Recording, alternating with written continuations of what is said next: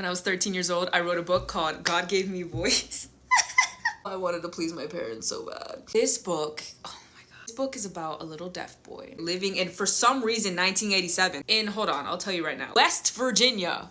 I've never been to West Virginia. Oh, he's 8 years old. Now I have all the information because I actually have the book in front of me. Anyway, if I remember correctly, because I honestly can't look at my own words right now at 13. The book is about this little boy named Joel. He's 8 years old. He's deaf. He lives in West Virginia with his mom. He's walking through the woods alone because his really close friend is gone for the summer. Ends up meeting this little boy in the woods named Dylan who hates reading because he's dyslexic. Joel decides to help Dylan by teaching him how to read better, and Joel has to write everything down, and Dylan has to take time to read what he wrote. But while walking in the woods, Dylan hears a dog coming for them. Joel can't hear it, so Dylan takes off, and Joel, not knowing what's happening, suddenly sees a dog chasing him. He runs for his life, but the dog catches him and takes a bite out of his leg. He's fine, mostly, but now everybody, including his mom, wants the dog put down. And now everybody hates the owner, who happens to be this homeless man living in the woods named Nathan. These boys' names are taking me out. These are like all the names that I knew. These were all the names I had. And for some reason, I wrote Nathan having some sort of like twang in his voice. So the way that I'm writing is insane to me. A lot of like, listen, I'm real sorry. You were so tiny.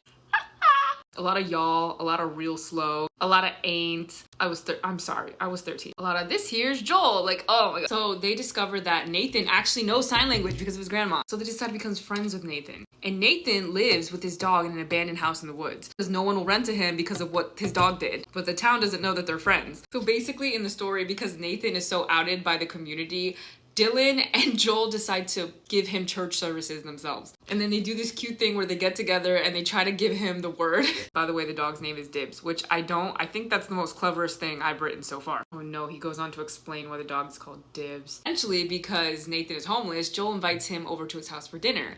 And Nathan and Joel's mom start dating. Of course they do. Does she know that he's living in an abandoned house? I don't know. I feel like that would factor in here. Suddenly, for some reason in the neighborhood, houses start coming up in flames. They start going up in flames and people don't know why. But of course the person being blamed is Nathan because he's the creepy guy who lives in the woods. Which, okay. But this keeps happening for a week. For some reason, Mom and Nathan aren't speaking to each other anymore. She's probably been affected by the rumors, seems like. Because the neighborhood kids really like pyrotechnics, Joel believes that it's them who are putting on the fire, sorry. And he learns from Dylan that kids can't go to jail. So Joel decides to take the fall for Nathan. He's gonna walk around town in the middle of the night just lighting matches and trying to get caught. Because he knows he can't go to jail, but then everyone will blame him and leave Nathan alone. And then maybe he can come back into society. This is so sweet. So he behaves really well for the whole week because he knows on Friday night he's gonna go do this thing. He's gonna fool the town. But Joel's plan is not to burn anything. He just wants to be seen lighting matches. So the day comes, he sneaks out of the house. Oh my God, he's 8